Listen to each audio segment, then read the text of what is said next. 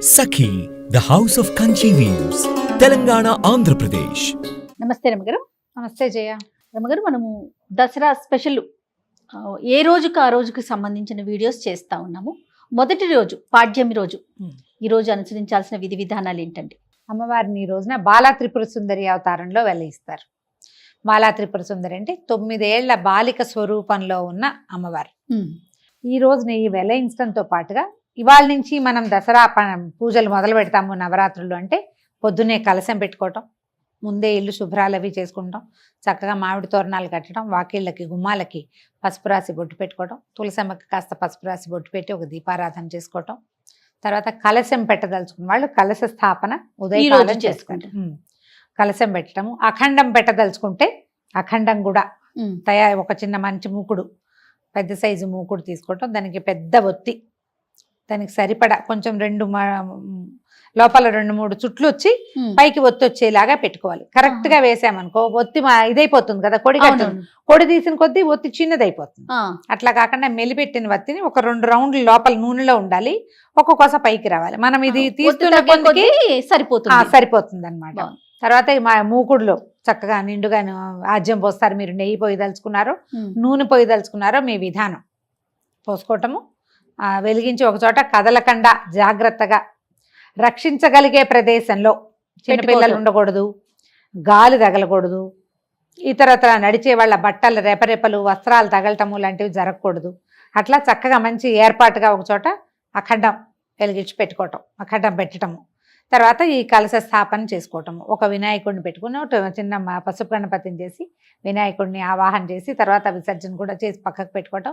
అప్పుడు అమ్మవారి ఆరాధన మీరు ఏ పటం పెట్టుకోదలుచుకున్నారో ఒక పీట మీద, ఒకవేళ ఈ కలశం పెట్టము ఒక పీట వేసుకుని, లేదా మనకున్న రెగ్యులర్ దేవతార్చన ఎక్కడుందో అక్కడే ఈ అమ్మవారి ఫోటో మీరు ఏది పెట్టుకుంటున్నారో, సాధారణంగా పెట్టుకునే ఫోటో ఏంటంటే మనకి అమ్మవారి ఇట్లా కూర్చుని ఉంటుంది, పరమేశ్వరుడి మీద కూర్చున్నట్టు, అటు ఇటు సరస్వతి లక్ష్మి ఇద్దరు విసురుతున్నట్టుగా ఉండే పరివారంతో ఉన్న లలితా పరమేశ్వరి పటాన్ని అయితే బాగుంటుంది.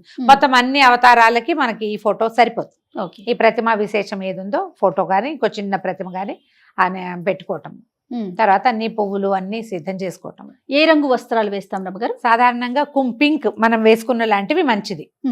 గులాబీ రంగు లేతదైనా, ఇందులో లైట్ కలర్, ఇందులో డార్క్ కలర్, బోల్డ్ అన్ని రంగులు ఉంటాయి కదా, ఏదో ఒక రకం వస్త్రం. అంటే మీరు ప్రతిరోజు ఒక వస్త్రాన్ని అమ్మవారికి సమర్పించటం, పూజ చేసుకుంటాము. వస్త్ర సమర్పణ చేసేటప్పుడు ప్రిఫరబుల్లీ పింక్ పెట్టుకోండి గులాబీ రోజు, మొదటి రోజు. సరే, ఇది ఏర్పాటు చేసుకోవటము. తర్వాత ఈ రోజున మొదటి రోజు కాబట్టి స్టార్ట్ చేస్తున్నాం కాబట్టి కొంచెం బాగా గ్రాండ్గా చేయాలని భావిస్తే కనుక మీరు పులిహోర, పాయసము అలాంటివి చేసుకోవచ్చు. అమ్మవారికి ప్రత్యేకంగా నివేదించేది ఏంటంటే ఇవాళ కట్టి పొంగలి, తర్వాత కేసరి, ఈ 2 నివేదన చేస్తారు. మీరు ఇంకా చాలా చేయొచ్చమ్మా, పాలు పళ్ళు పెట్టుకోవచ్చు. ప్రతిరోజు నియమంగా పెసరపప్పు నివేదన, పెసరపప్పు నానబెట్టడము, దాన్ని నివేదించటము. తర్వాత ఏమో పానకం చేసి పెట్టడము. మనము ఈ అమ్మవారి తాలూకు ఏ స్తోత్రం చదివినా కూడా అమ్మవారిది నామాలు పవర్ఫుల్. ఈ అంత పవర్ఫుల్గా ఉండే శబ్దాన్ని ఉచ్చరించడం వల్ల ఏమవుతుందంటే మన చుట్టూతా ఉన్న వాతావరణంలో ఒక రకమైన వేడి పుడుతుంది. ఏదైనా సరే, ఏ అమ్మవారి నామం అయినా కూడా దాంట్లోంచి ఒక ఉష్ణం వెలువడుతుంది, వేడి వెలువడుతుందని చెప్తారు. దానికోసం అనేది చల్లబరచడం కోసం అమ్మవారికి మనం పానకము, పెసరపప్పు తప్పకుండా నివేదించాలి. మిగిలినవి ఏవి చేసినా చేయకపోయినా ఇది చెయ్యాలని పెట్టుకోండి. ఇంత చాలా చేయొద్దు, ఇంత సులువుగా చేసి పెట్టుకోండి. బెల్లం నానబెట్టడం, పంచదార పానకం చేయొచ్చు, పనికొస్తుంది. పంచదార పానకం కూడా చలవని చెప్తారు. కొంచెము ఏలక్కాయలు, తర్వాత ఒక చిటికెడు పచ్చకర్పూరము, కొంచెం మిరియాలు, వీలైతే అవి గ్రైండ్ చేసి పక్కన పెట్టుకోండి. ఈ 10 రోజులు వాడుకోవడానికి పనిచేస్తుంది. అలానే ఆ చేత్తో ఈ చేత్తో ముట్టుకునేవి కాకుండా కొంచెం పై ఎత్తున జాగ్రత్తగా పెట్టుకోవటం, పానకాన్ని నివేదన చేసుకోవచ్చు. అక్కడి నుంచి అమ్మకి బాలా త్రిపుర సుందరికి సంబంధించినటువంటి స్తోత్రాలు చదువుకోవచ్చు. మీకు స్తోత్ర నిధి యాప్లో బాలా త్రిపుర సుందరి అష్టోత్తరం శతనామావళి దొరుకుతుంది. అష్టోత్తర స్తోత్రము దొరుకుతుంది, శతనామావళి దొరుకుతుంది. ఆ 2 చదువుకోవటం మీ వల్ల అవేమీ కాదు. శ్రీమాత్రే నమః అంతే. మీరు దానికి ఒక లెక్క పెట్టుకోండి. శ్రీమాత చిన్నది కదా, అలా అనంగానే పూజ అయిపోయినట్టుగా అనిపించదు మనకి. 108 మీరు ఒక మాల పెట్టుకుని 108కి పూసలున్న మాలలు దొరుకుతాయి కదా, అవునండి. మాలతోటి అమ్మవారిని నమస్కారం చేసుకోవటం. ఆ మాలని మీరు 108 సార్లు జపం చేస్తే చాలా పర్ఫెక్ట్గా సరిపోతుంది, చేయగలిగితే గనక. ఇంకా కుంకుమ పూజ కూడా ఈ రోజు నుంచి మొదలు పెట్టుకోవచ్చు. మనం చిన్న ప్రతిమ విశేషం ఏదైనా పెట్టుకున్నాం, ఇట్లా ఉన్న ప్రతిమ లేదు మన దగ్గర, చిన్న గుండ్రటిది లలితా త్రిపుర సుందరివి మనకి రాగిది పెట్టుకోవచ్చు, చాలా మంచిది. వెండిదో లేకపోతే పంచలోహాలదో, బంగారు రూపు ఏదైనా లక్ష్మీ రూపు ఉందనుకోండి మన దగ్గర, దాన్నే త్రిపుర సుందరిగా భావించి బొట్టు పెట్టుకోవచ్చు. లక్ష్మీ రూపులు అందరి ఇళ్లలోనూ ఉంటాయి, ఏదో ఒక శ్రావణ మాసంలో కొనుక్కుంటాం కదా. పసుపు పెట్టండి, దాని మీద బొట్టు పెట్టండి, తయారైపోయింది అమ్మ. ఇక ఒక చిన్న దీంట్లో పళ్ళెంలో సెపరేట్గా పెట్టుకోండి, తమలపాకు వేసి దాని మీద ఈ అమ్మవారి ప్రతిమ విశేషం మన దగ్గర ఏది ఉంటే అది పెట్టుకోవటము. మీరు ఒకవేళ 108 సార్లు కాకపోతే ఇంత సమయం పెట్టుకుని చేసుకుంటాం అనుకోండి జపం, అమ్మవారిని తలుచుకుంటాం, అప్పుడు ఒక చిటికెడు కుంకుమ పట్టుకోవటం, వేసేయటం దాని మీద, అమ్మవారి మీదకి సమర్పించేసేయటమే. తర్వాత నివేదన చేసుకోవటము. మళ్ళీ సాయంకాలం పూజకి మనము ముత్తైదువులను పిలుచుకొని పేరెంట్ లాగా చేసుకోవచ్చు. ఎవరైనా పిలుచుకోవచ్చు, ఎవరినైనా ఒక్క ముత్తైదువునైనా పిలిచి పొద్దు నుంచి సాయంత్రం లోపల మీరు ఏది నివేదన చేసినా పనికొస్తుంది. ఏ పండు నివేదన చేసినా సరే. మీరు ఇది కాకుండా ఒకవేళ ఇలా చేయలేము, మామూలు వంట చేసుకుంటాం, అన్నం పప్పు కూర ఏవో చేసుకుంటాం కదా, మహానివేదన, అది కూడా నివేదన చేయొచ్చు. ఏ పాత్రలో వండుతామో ఆ పాత్రతో సహా తెచ్చి పెట్టచ్చు. లేదా ఒక అరిటాకులోనో ఒక వెండి పళ్ళెంలోనో, మనం ఎంగిల్ చేసిన పళ్ళాలు కాకుండా రోజువారీ మనం తినేవి కాకుండా ఒకవేళ అందులోనే ఉంటే దాంట్లో ఒక అరిటాకు వేసేయండి. అరిటాకులో ఈ చక్కగా అన్నము కూర పప్పు వేయటము, దాని మీద కొంచెం నెయ్యి వేసి ఒక చిన్న బెల్లం ముక్క, ఒక చెంచాడు పెరుగు వేసి చక్కగా నివేదన చేయండి. పూర్తి స్థాయి ఆహారం వచ్చినట్టు. కాదరమ్మ గారు, మనం ఇంట్లో తయారు చేసుకునే ఆహార పదార్థాల మీద కూడా బెల్లము నెయ్యి వేస్తే గనక అది పూర్ణ నివేదన కింద మనం ఇంకేం లేదు, ఒట్టి అన్నమే వండేవు నువ్వు, అన్నమే ఇంకేం వండలేదు, ఒట్టి అన్నం మీద కూడా ఓ బెల్లం ముక్క పెట్టడం, కొంచెం నెయ్యి వేయటం, ఇది పూర్తి నివేదన కింద అవుతుంది అన్నమాట. ఇది సమర్పించుకోవటము, ఒక నమస్కారం చేసుకోవటం. ఇప్పుడు ఈ మొత్తం ఈ 9 రోజుల్లో మనం చేసుకోగలిగేవి ఏంటంటే, రోజు లలితా సహస్రనామ పారాయణ చేసుకోవచ్చు. పొద్దున ఒకసారి, సాయంత్రం మళ్ళీ. ఒకవేళ కాదు ఇంకా ఇంకొకటి ఏదైనా చేయాలంటే లక్ష్మీ అష్టోత్తరం పారాయణ చేసుకోవచ్చు ప్రతిరోజు. లక్ష్మీ సహస్రనామం చేసుకోవచ్చు ప్రతిరోజు. ఈ 9 రోజులు ఏంటంటే మహాకాళి, మహాలక్ష్మి, మహాసరస్వతి రూపాలలోనే అమ్మవారు కొలవబడుతుంది. మీరు ఏ రూపంలో భావించినా ఆ రూపంలో మనకి కనపడుతుంది, మనం వెంటుంటుంది. ఎలా కావాలంటే అట్లా చేసుకోవచ్చు. అయితే లలితా సహస్రనామం చేసుకోవాలంటే సహస్రనామం చదువుకోవటం, ఓ చిటికెడు కుంకుమ పట్టుకోవటం, చదువుకోవటం, ఈ కుంకుమని అమ్మవారికి సమర్పించేసేయండి. నివేదన చూపించి ప్రతిరోజు అమ్మవారిని కదపాలా, ఇలాంటి ప్రశ్నలు వస్తాయి, ఏమీ కదపద్దు. ఈ 9 రోజులు కూడా అలా కదిపే పని లేదు. మీరు పటం పెట్టుకున్నా, ప్రతిమా విశేషం పెట్టుకున్నా, కలశం పెట్టుకున్నా అమ్మ అక్కడ చక్కగా కూర్చుని ఉంటుంది.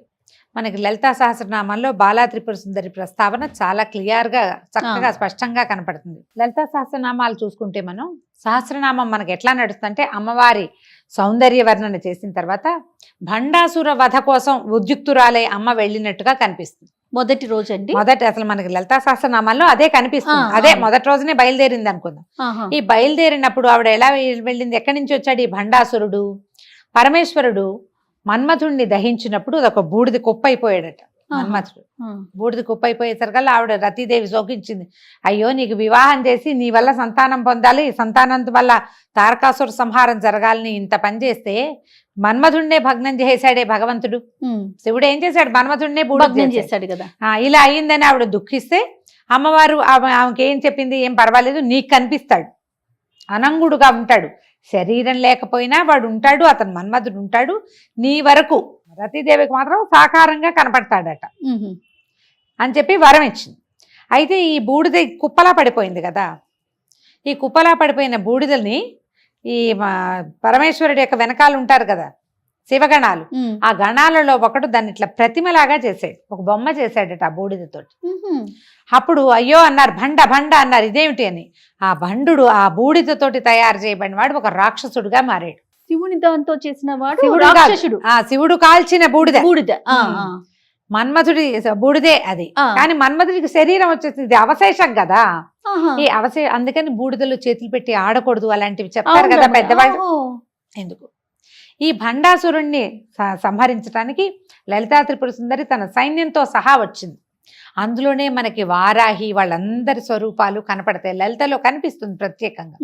ఈ భండపుత్ర వధోద్యుక్త బాలా విక్రమనందిత అని ఒక నామం ఉంది.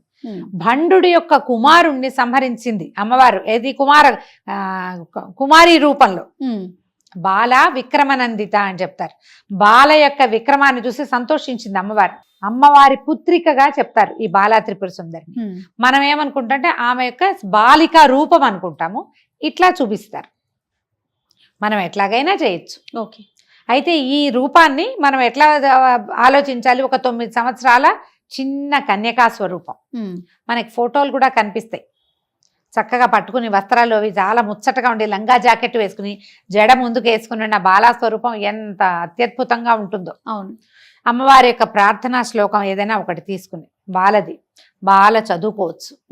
నెంబర్ ఆఫ్ టైమ్స్ మీరు 108 పెట్టుకోండి. ఒక శ్లోకం చెప్తారా రమ్మగారు? చెప్తాం.